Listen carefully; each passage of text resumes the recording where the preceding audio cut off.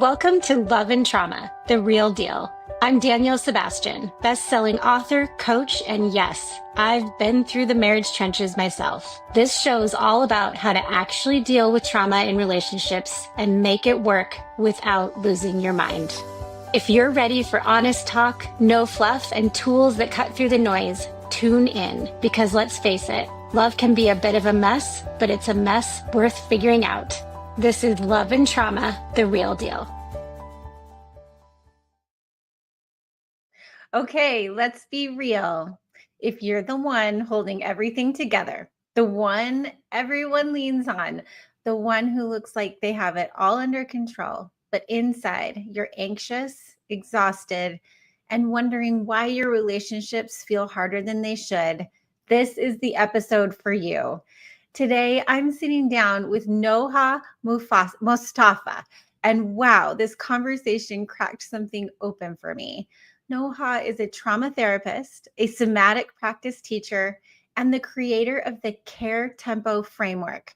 She's spent decades helping high-functioning caregivers and professionals who are burning out under the weight of unresolved trauma, chronic stress, and emotional exhaustion, but who often don't even realize what's really happening. And what hit me most about this interview is how she explains that high-functioning people are really great at treating symptoms, taking the pill, get the treatment, do the protocol.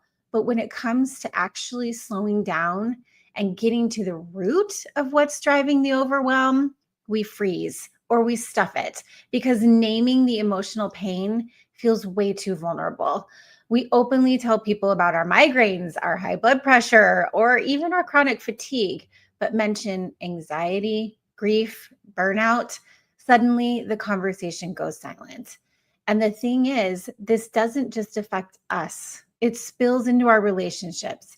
It's how we snap at our kids, shut down with our partners, or feel disconnected, even when life looks really good on paper. So in this episode, Noha and I talk about why traditional self-care often fails the people who need it most, how chronic stress rewires your nervous system and your relationships, the difference between symptom-focused care and true integrative healing, and how your nervous system can learn safety again, even if you've lived in survival mode for years. And if you stick around to the end, Noha shares a powerful message about breaking generational cycles and how even if no one else in your family is doing the work, you can be the one to start the ripple. Noha, I'm so honored to have this conversation with you. Let's dive in. Tell me what you do and what led you to that type of role. Yeah. So I'm a therapist. My work is based in Oregon, Portland, and I see people through telehealth. My main specialties are trauma, um, grief, chronic symptoms of anxiety, and also the physical manifestations that may not be medically explained and are rooted in psychological experiences. What led me? I worked as a health coach for about 10 years, and I was working with people across the US, across Europe, and also with people in Egypt. That's where I was born and raised. And I was so rewarded by how well-rounded the approach was. I was trained to offer guidance and coaching on nutrition, lifestyle, mindset. So it's really everything that is meant to contribute to sustainable well-being. And at the same time, I got to see that specific population that would have access to all of those great strategies and all of those healthcare services. They know what should be done. And at the same time, it keeps looking as if they're bumping up against an invisible wall. And that's when I became curious about what is it that is standing in the way. And they also are people who have been building communities, building families, building wonderful careers. So for a non-professional, it's never going to look like they're suffering. And that's a population that I felt very strongly about because they're kind of left behind. They're not expected to complain. They're expected to be the ones who would figure things out for others, but they're not going to be expected to seek support. And there wasn't a lot of support really for this population. Back in 2006, I established this mindful movement center back there in Egypt. And that's the personal part of it. It's all of these memories. So I might start with this really vivid memory of me being a child and just listening to those conversations that adults are having. And whenever there's a conversation about health, like, how was your last visit to a doctor? As long as the conversation was about some sort of physical symptoms, people might be even willing to go and do anything that is being recommended as long as it's on a physical level. So they might have an open heart surgery, but they're going to leave whatever that is behind the heart struggle unspoken. So it usually stood out to me. It always stood out to me, actually, that I would be just listening to those conversations and the adults would be, the doctor said it's about stress. So as long as the conversation is about physical issues, it keeps going. Okay, so how are you going to be doing? What about the medications? What about the procedures? Once it gets to stress, it's brought to a halt. And something, without me learning anything, it just felt intuitively wrong. Like, there's something that doesn't add up here. These people are very successful. They have built a lot of pretty amazing stuff, and they can deal with stress, and they're dealing with stress as a fact of life. C'est la vie. You can do really a lot about it. So I was done with my very first job, which I enjoyed. I was actually teaching business and business skills for people who were getting to join the workforce right after their undergrad degree. So it was more about the business and the skills as well. So part of it was teaching, part of it was coaching, part of it was training.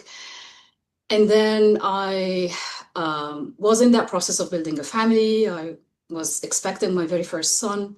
And then I had this idea of just starting something that I'm really so very in love with. And at the same time, it wasn't as really mainstream back then. So I called my mindfulness and somatic teacher, and I asked her to join me in that adventure. And I said, I'm going to just set up a place that is only for somatic and mindful movement. It's not a gym where people are just going to a yoga class. It's more of a place where you step in and you can just sense that the whole environment is dedicated. That was my hope. I also had this experience of chronic pain in my knee that was sports related, but was not really treated well. So I kept thinking, how can we adjust all of these beautiful practices so that they can add to the psychophysiological resilience, even if people are not really that fit? Because usually people would meet all of these practices back then, at least. Now there's a lot of awareness, but I'm talking 2006. Mm-hmm. And that was the beginning of it. I just kept writing about it. I kept increasing the awareness. Refining the practices was something that the instructors themselves will do. And then from there, I started to be working as a certified health coach. And then, as I shared with you at the very beginning, when I started to see people who were joining me for what I refer to as stress management programs for busy professionals, I started to see people who are already diagnosed with mental health conditions. They don't trust the diagnosis and they don't trust if it's right or wrong. And I also felt like I need the clinical expertise so that I don't offer something in the form of any kind of somatic interventions or other interventions, including nutrition, that would interact with whatever that got prescribed for them in a negative way. So that's when I paused, had my clinical training, and then started my private practice. And now all of this is informing how I'm going about therapy and how I'm going about the trauma treatment and all Oh of my these. gosh. Yeah. That's amazing. I love that. So, how would you describe your approach to therapy in a nutshell? Yeah. In a nutshell, it is integrative. Okay. When there is that interplay between so many different dimensions of health, there is no one root cause that people can just put their fingers on, tackle, and then get the job done. It needs to be integrative, but at the same time, I would describe it as integrative with a lot of care and thoughtfulness about the pace that people can handle. And that's why I called my framework Care Tempo. It's an acronym, and each letter would indicate a step. But the tempo, the pace, is one of the things that really stood out to me as the difference between how I show up as a health coach, or how I used to show up as a health coach, and how I'm showing up in therapy. So the speed, the pace, not just what you are actually integrating, but how and when. And what do you mean by integrative? Tell me what that I means. mean that all of our dimensions are welcome here.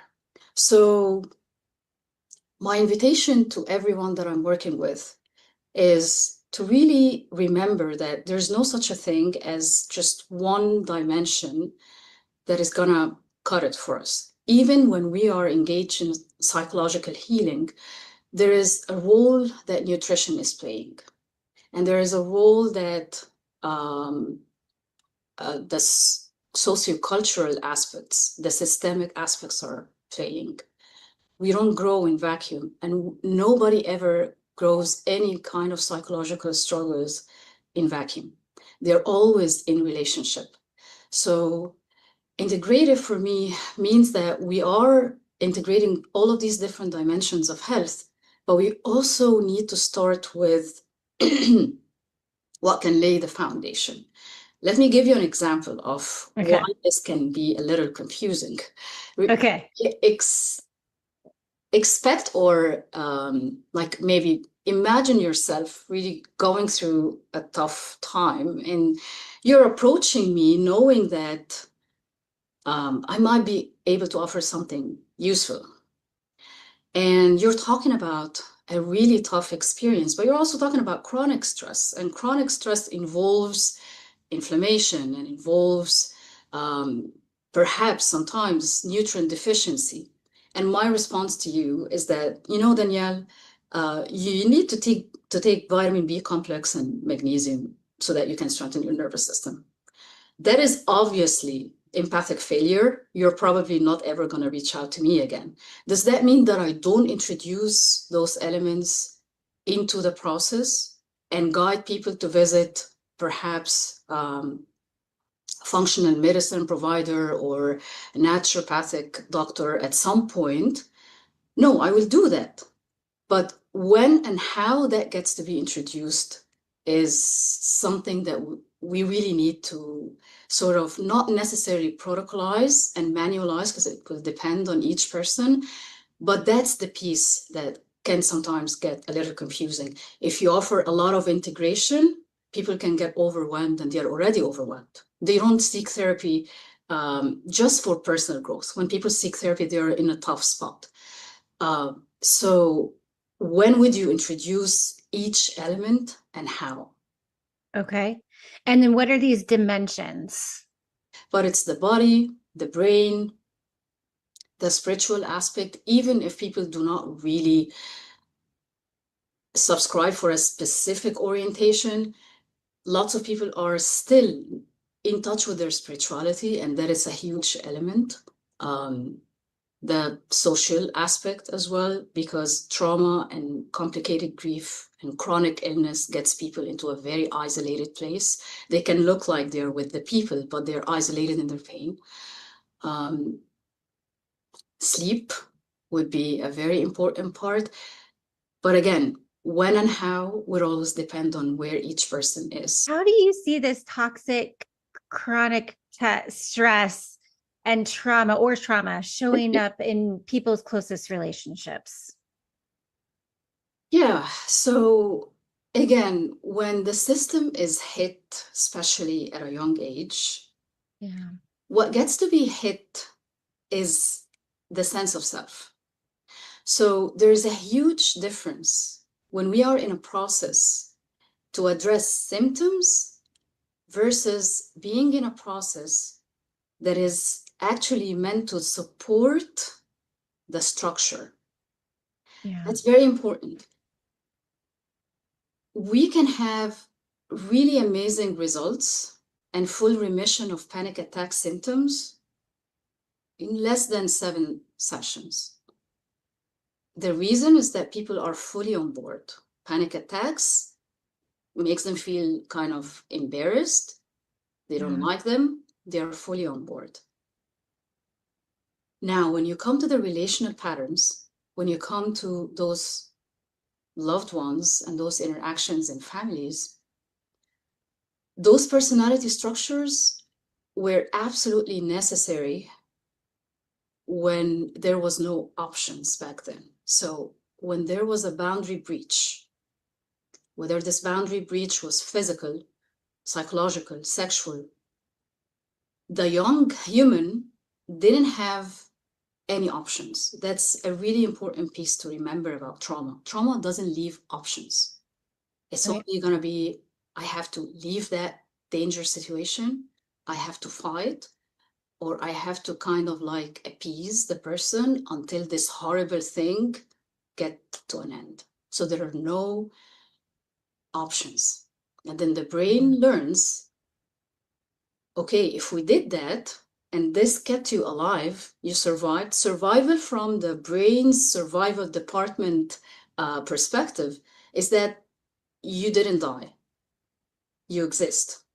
And since you didn't die in such horrible circumstances or boundary breach, it's going to be done over and over and over until there is that awareness and intentionality and then persistent and consistent involvement. So in relationships, that's what gets really confusing, because those structural and relational dynamics that needed to be there so that this person can survive or stay in connection with the significant others who are providing care. Without care as human beings, we're not going to survive. So intuitively, the human being who is growing in a stressful environment knows that they have to stay in touch with caregivers. They cannot afford being separated, and they would do it at any cost.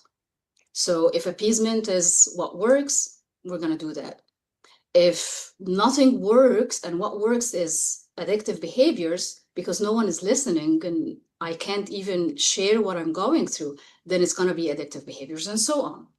So it feels very confusing because for loved ones, what they see on the surface is a person who is very highly successful. So the narrative of trauma and grief may not really land, because look at them, they're very highly functioning at work and they manage pretty challenging situations, and listen to them at meetings. They're pretty successful professionals. How come they're unable to listen to me when I say that I would like to have some break, for example, so I would really like you to jump in and help? Such a simple thing. How come they can't listen? How come they lash out? How come they keep lashing out at the kids, for example? So something feels disconnected, and that's what we just invite people at the very beginning to understand, that your relational dynamics are separate from your capacities and skills. And if we are to intervene, we are not intervening to just tackle symptoms. We are intervening to support that foundation, to support that structure. And then whatever the symptoms are, things are going to be much, much easier if this foundation is supported. What I mean by that in practical terms is that the nervous system in the body needs to be aware and needs to experience that over and over consistently, that, you know what, we don't have to react in this violent way to stay safe. If you keep Okay. telling the nervous system this in the form of lectures and words, it's not going to get it. When it happens experientially in the therapy room first, and then it gets to be tried out, and then it gets to be refined, and then it's practically experienced over and over, now it becomes a skill. And then So is it you helping them identify what that feeling is, essentially, that they lash out and where that's coming from? Is that part of it? yeah, that is certainly part of it. Uh-huh. And where we start is that actually we have possibilities. So something that is part of the work is to remember that we are offering the nervous system possibilities, because it doesn't know that there are other possibilities. It Yeah. missed the opportunity to learn. So when we are talking about maturity, most of the people would see maturity as something that evolves as people grow up, which is not true.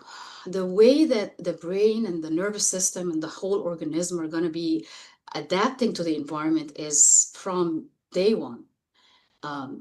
And there are experiences, there is research on what happens in utero and how it impacts the infant and then impacts the adult. Yeah. But then when we are talking about relationships, when we are talking about relational patterns, what happened as this young human being was growing is that they missed the opportunity to learn that there are options. Because again, in trauma, there are no options. If you miss the opportunity to learn that there are options, then your brain knows that there is only one way to do it. One way. Exactly. That's the safe way, right?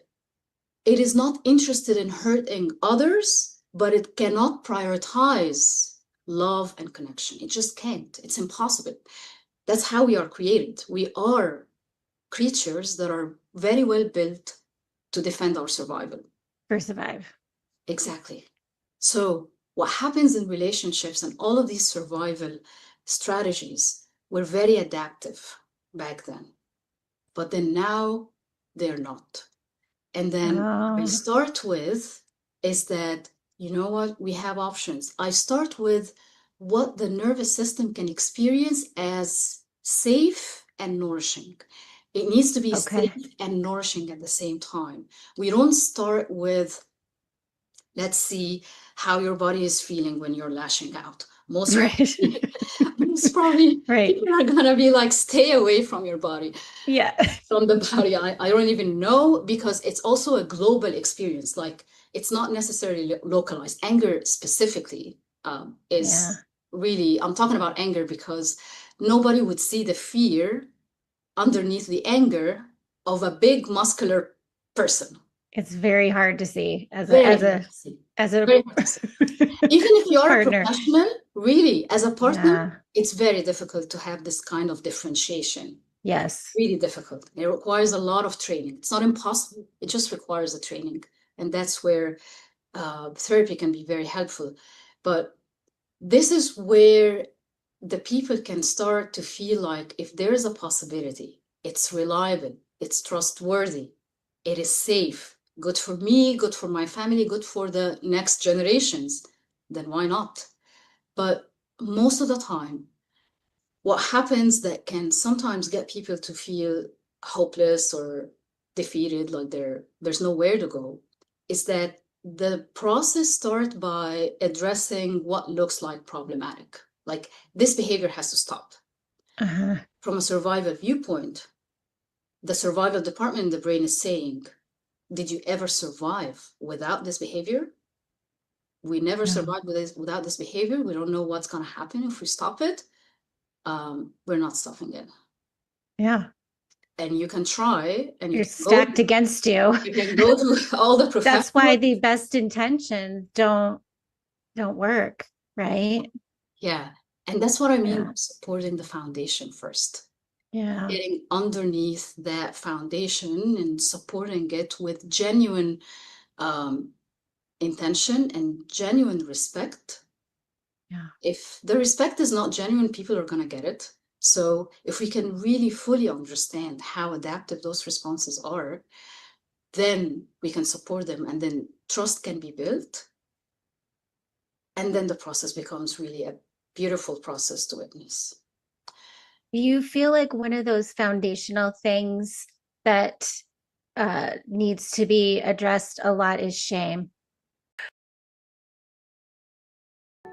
Banging your head against the wall trying to navigate the complexities of a relationship impacted by childhood trauma? It doesn't have to be this daunting. When you're married to a partner with unresolved childhood trauma, it can feel like you're walking on eggshells, never quite knowing what will set them off.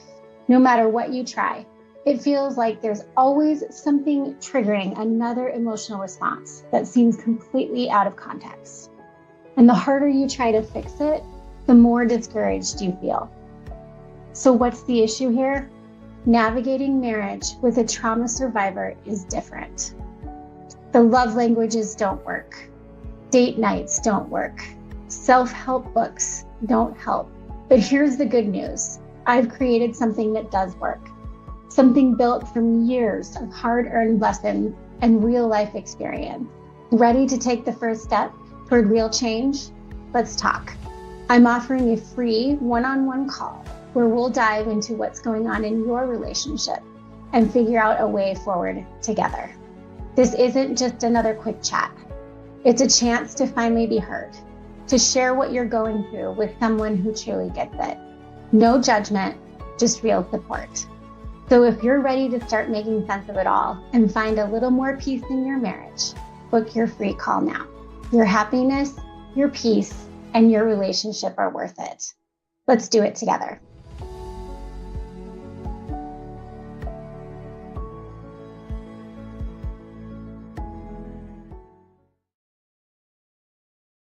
There is no trauma without shame. Yeah. When you think about a traumatic experience, it happens when the person has absolutely no agency to stop it. Yeah. With that absence of agency, there is a sense of humiliation. There is a sense of, sometimes also it is a no solution vulnerability. Like there's no solution for it. There's nothing that can be done. Yeah. Of course, there is shame. But here's something that is very interesting that keeps happening, and it's worth mentioning, I think, that people will have a lot of shame about the coping. So if they have addictive Yes. behaviors, if they have Yes. emotional patterns that are hurtful, and everybody is telling them, come on, you can do better. If their marriage is falling apart, if they keep having problems at work, because remember, whenever it's about the structure, it's going to be pervasive, which means that's going to show in all of the environments. That's Yes. how it gets very complex, and it gets a little dicey here. Where would you start? You start with that foundation. You start with that genuine science-backed. So we do need to insert the neuroscience and the neurobiology of it, but also we don't stop there. We need the experiential process so that people can know that something can change, and it actually doesn't take a long time to change. It's amazing to witness, because people would stay stuck in those patterns for so many years until at some point they can be just engaged in a session and find how the body is on board. The body wants to heal. The body would let you know and would let you experience that sense of safety and joy. Of course, it's not magic, but the way we do it is that we focus on the present moment. So even if I'm working with people, no matter what the environment is, it could be a war zone, but can you tune into the safety in the here and now? And then we amplify that. And then we let the nervous system understand that it is possible. You don't have to be on that hypervigilance mode all the time. But if you get to tell the person, you don't have to be on that hypervigilance mode all the time, and they don't have any other reliable alternatives, they're not going to be fully on board. They will agree intellectually. They know it's a metabolically expensive process, and again, they can teach about it. But there's that very young part, those memories that says you have to be on your toes all the time. It's not safe to relax. Yeah. And I think that's what you're saying is that you're trying to get them realize that they're not in that situation anymore, right? Of course. That Yeah. it's not, you're not there anymore. Which might sometimes Yeah. feel as if you're stating the obvious. Yeah, but I don't think you are, right? No, you're not, because what we are working with is implicit memory. So Yeah. the explicit is what's within our conscious awareness. The explicit narrative is saying that there's no danger in that environment. I'm an adult. I can Yeah. respond and defend myself and my loved ones. The Yeah. implicit memory is not catching up. And that's what gets to be caught in trauma therapy sessions. What is it that is stored implicitly? What is it that we can see in the here and now so that we can update? I just want to update Yeah. I don't want to update the conscious part. The conscious part, the one that shows up in professional meetings and is strategizing and growing the businesses and the careers, this one knows, but the rest of the organism doesn't know.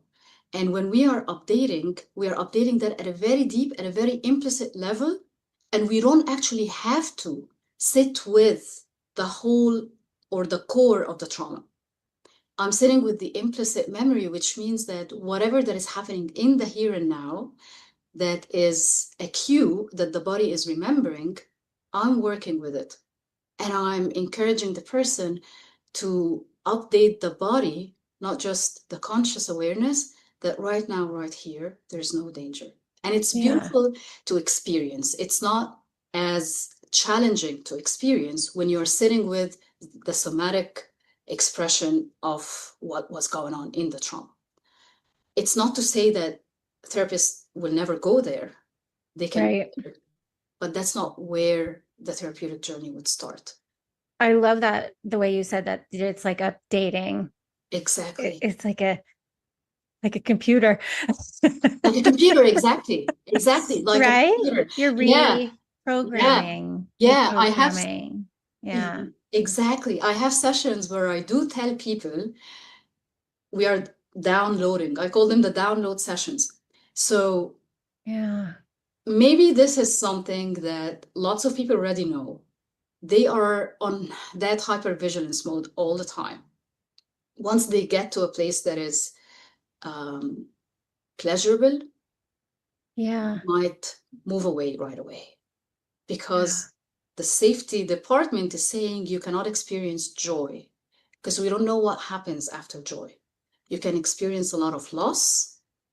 You can experience a lot of traumatic responses from people. You never know. You just don't know. Right. So stay away from this dangerous uncertainty.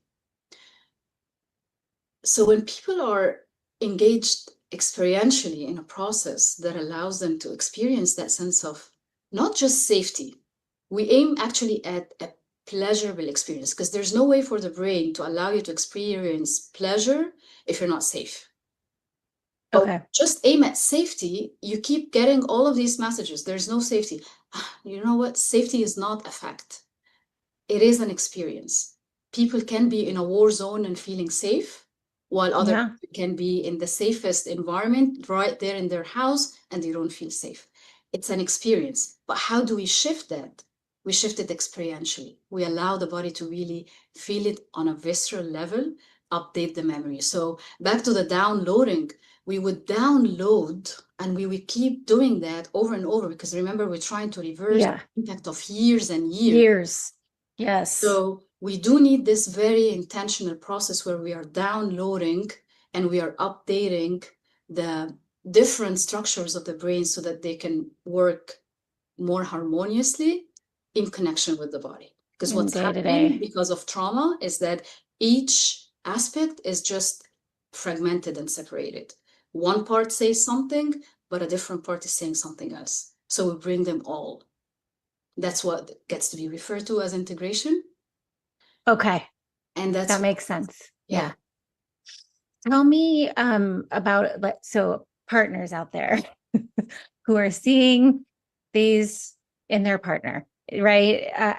What would you tell them is going on and what they could do potentially to help?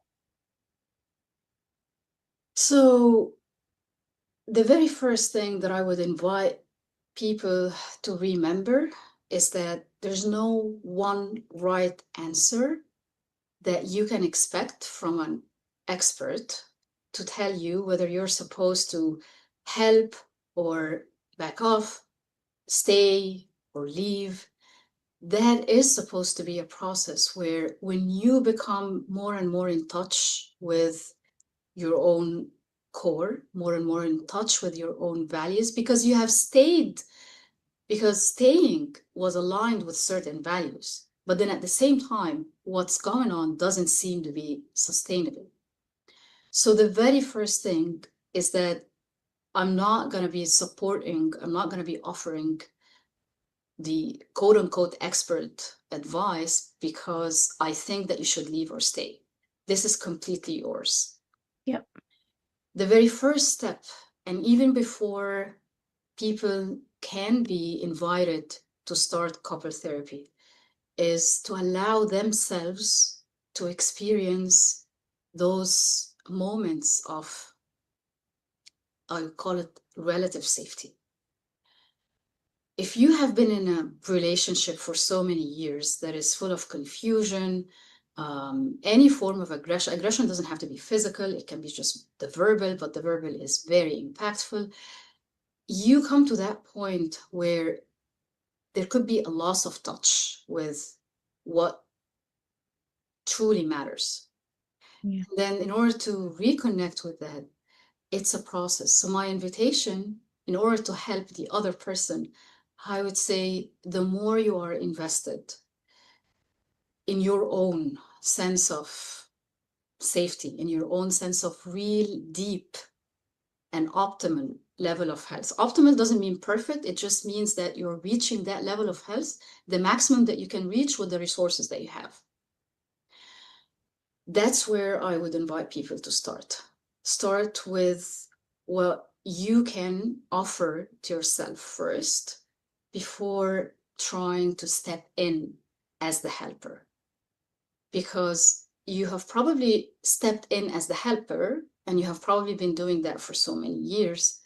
And then I'm not saying that you're not going to do that anymore, but this is what I get to see, not just in couples, not just in marriages, but also when people are having really deep issues with family of origin, is that that deep transformation that happens gets the other members of the family to react differently, even if they themselves are not involved in any therapy, which again, it's a beautiful process to watch. It's a beautiful outcome when you can hear from people, you know, that's what I'm looking for. When I get to experience those comments or actions or inactions, they don't hit me anymore. I'm still connected. I'm able to offer my gifts, but I'm not really attached to what this person does, what this person doesn't do as an indication of who I am or what I deserve. But this is a process, because if we meet the other person with we call them maladaptively stored memories, and those are the trauma memories that are stored in ways that get to interfere with the present moment in ways that we don't really want. So if I meet the other person with those maladaptively stored memories, so let's, in practical terms, you're meeting the other person with the part of you that feels really, really hurt and helpless. This is a memory, because the adult you is not really helpless. When we sit with that, that's not true. But if we can sit with the idea, with humility, that this is a memory that I can also work with. And then when I meet that person, I have this agency. So I guess reawakening the agency in all of the members would be the optimum thing, but it's not always possible. Sometimes it's just one person in the system who is engaged. And the hope here is that even if other people are not engaged, your engagement and your own transformation is going to ripple out. It's going to have this impact on the relationship. Yeah. So starting with doing some of the work yourself. Yeah. On yourself. Yeah. For yourself, for your own health, not just as a helper. Being a helper is one of your roles, one of the things you do. It's not your identity. Right. Right. I love that. Can you share what you mean when you say using the mind-body connection as a reliable resource that's always there for you? Yeah. I love that. Yeah. Tell me. I love that too. One of the things that trauma would do is that it blocks the capacity to know whether is this intuition or is it wishful thinking or is it a trauma protective isolation kind of a response. It gets really difficult to know. How do we go back to that place of being in touch with that essence and being in touch with that intuition? Yeah. It's by listening, responding, and then people can come to that place where, yeah, when I got that message, I was able to offer this, and then my decision-making process changed. Not because they're trying to lecture themselves on that change, but because they're feeling it viscerally. People learn how to feel the alignment on a somatic level. Like we talk about the alignment a lot, having our business or having our relationships aligned with our values. But if the body doesn't know what that is, we're still missing a lot of information. So one of the moments that can be very precious and can be really expanded on is how can we sense that? How do you know that you are sensing alignment? How does that feel like in the body right now? If you ask that question prematurely, you may not get any answers. Yeah. At all. I can see that. I don't know. Like, I don't know. I don't know, and I don't know what you're talking about. Right. What is this? So that's how it's a process that needs to be introduced in a way that is relatable and then experienced. When you experience the benefits, then you can keep moving forward. Right. Okay. And then it becomes a reliable resource. Oh, I love that. I love that reliable resource. Oh. Okay, one last question for you. Sure. What gives you hope about people's ability to find real connection even after deep hurt? One of the experiences that I sit with is generational trauma. Yeah. Intergenerational trauma. And I have seen it time and time again. Working with one person in that family system, working with that one single human from that whole lineage of hurt. And now the research is talking a lot about what gets to be passed on through generations. But the way that I learned about that field called epigenetics, and in a nutshell, in a practical way, the reason why it gives hope is that it tells us that whatever that we are introducing in terms of our lifestyle is actually more important than, and it's going to impact the way that our genes will be turned on and off. That gives hope. That gives us that sense of hope that we're not victims for genetic predisposition. But my message of hope is that it does happen over and over, that if one person in that system is engaged with intentionality, the whole system can change. That ripple effect can happen on a collective level, not just also on the family level, but on that collective level. And they're coming with a whole heavy baggage, but it does change with the persistence, with knowing that there is always something there. I may not have ever tried it, but it is there. I'm not sure where it is, but it's there. Like, that's the belief that always carries me, that there's a cure, or there is a treatment, not necessarily a cure. There is hope. Maybe I haven't found it yet. Maybe it's not in the country that I live in, but it's there. And as long as I keep persistently looking for it and engaged, that shift will happen. So my invitation is just to keep trying. And if it feels like you keep bumping up against an invisible wall, those invisible walls are not really mystery. It just takes someone who may have had this interest in figuring or in studying or in understanding what those invisible walls are about to just let you know that it's not your fault. So most of the time, people, when they start therapy, they're like, well, I've tried everything. I've tried this breathing exercises and I've tried those meditations and I've tried therapy, but the word therapy is very broad. So when you hear therapy, you don't really know what that person is talking about. And then once I start sharing, okay, here is how this particular breathing exercise didn't work for you and worked for other people. Here is why your anxiety actually increased and your relational difficulties increased, although you feel as if you're doing the right things. Here is why. Because the way that it interacts with a system like yours is like this. And then now people are knowing that it's not that there's something wrong with them, it's not a hopeless case, it's just a mismatch. So this is precisely what I work with.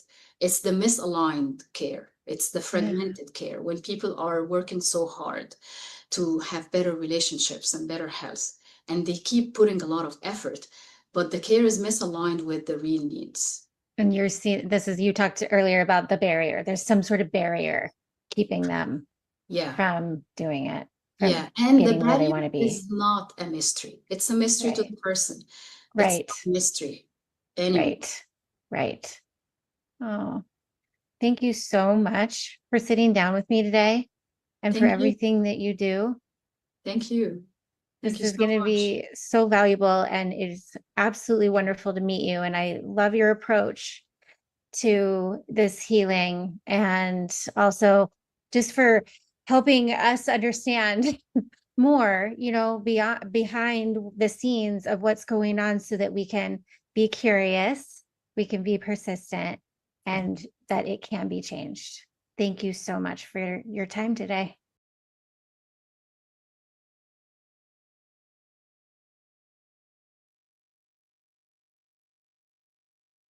I'm honestly still taking this interview in. Noha has such a calm, wise, and deeply validating way of explaining what so many of us feel, but don't always have the words for. And you guys, if you're someone who's been struggling with tension in your body, disconnection in your relationships, or just this constant feeling of, why can't I get it together? Please hear this. There is nothing wrong with you. You're not lazy, you're not broken, and chances are your nervous system is just shot.